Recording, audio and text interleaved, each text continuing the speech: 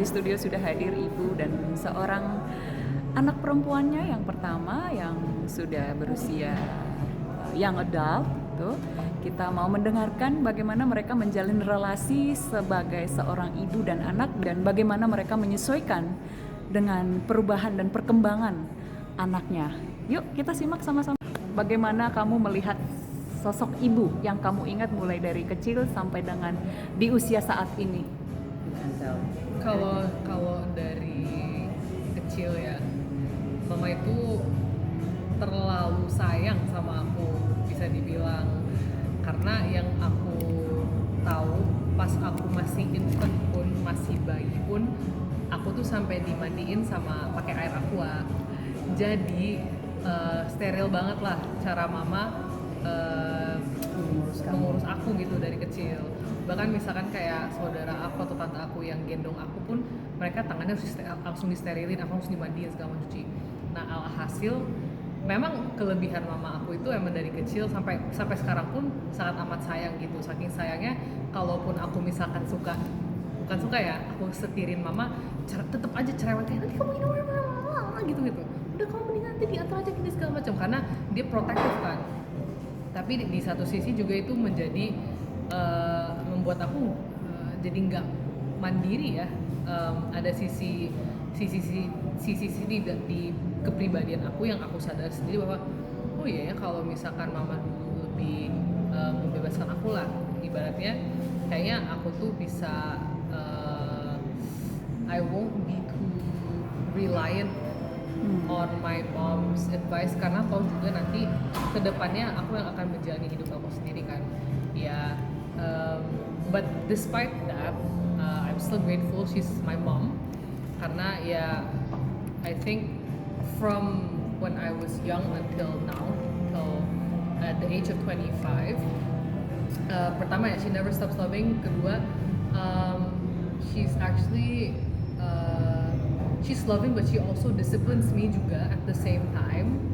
So there's still like that balance between memanjakan aku sama juga mengerai aku lah kalau aku udah terlalu jauh gitu, kayak with my own ways and my own thoughts. Dinamika pasti ada sama mama, itu udah pasti. Seringkali aku harus be the active listener. But to be honest, my mom is not a good active listener, tapi kita saling melengkapi lah, kayak di mana aku gak banyak bercerita, di situ mama yang dorong aku, ayo kamu cerita lebih banyak dong gitu. Jadi kita like we're like night and day sih, gitu. Gitu. But I love her. Okay. You know, with every one of our differences and our dynamics. Before we move to her mom, ada pertanyaan dari host. 3 things you love about your mom. Oh, 3 things that I love about my mom. I think her cooking is very delicious. I love her cooking. Pertama. Kedua, mama tuh orangnya bodo amatan banget, saking bodo amatnya kadang-kadang itu ngeselin sih.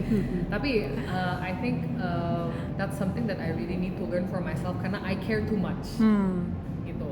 Nah, it's about finding the sweet spot kan between caring and being not ignorant ya, tapi kayak lebih legowo aja, lebih santai aja gitu. Tapi malah kalau santai itu kekurangannya. Nggak terlalu mau masukin. Iya, itulah her strength lah that I don't have in myself gitu. Ketiga, that I love. Yang ketiga, she is a very strong woman in her faith. She loves to pray to God, and I think I got my conviction di dalam berdoa, dalam bersatu itu tuh dari mama sih, dari kecil gitu. Mama membesarkan aku ya dengan cara gitu, kayak aku lagu yang selalu mama pakai pas kita lagi kayak berdoa bareng. Jadi kepercayaan kami di kekristenanku sama yang kayak di Muslim juga ada gitu. Mereka sholat sunat fajar, I think ada lah sistem kayak gitu kan. Nah di kami juga ada. Jadi mama tuh sering ngajak aku berdoa dari dulu, dan sampai sekarang lagu yang aku inget tuh mama suka pakai di muka Tuhan Yesus.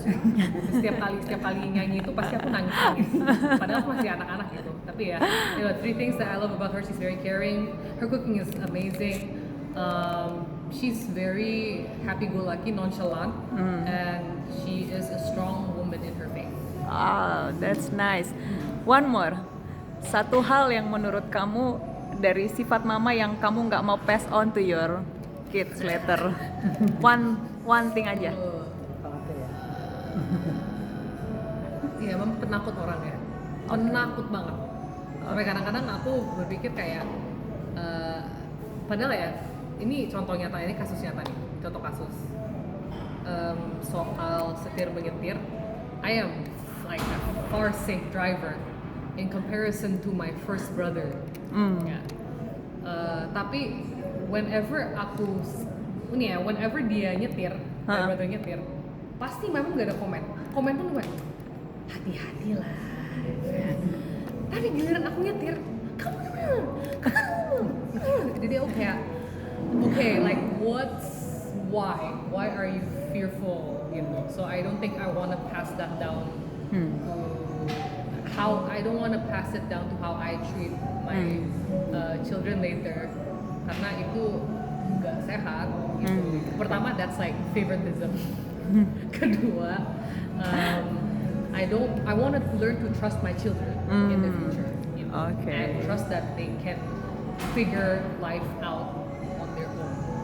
Ah, that's so beautiful. Sekarang kita beralih ke ibu ya.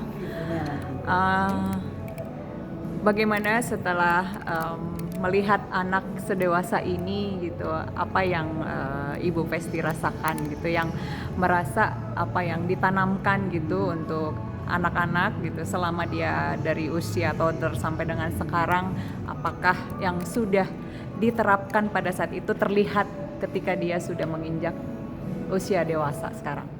Ya, pertama itu dari kecil itu memang aku selalu mengajarkan dia, bahkan dari dia sebelum ngerti aku udah ngajak dia berdoa kami, dia kan lama kan baru penyanyi, jadi setiap malam kami berdoa seperti dia benar nggak akan pernah lupa itu.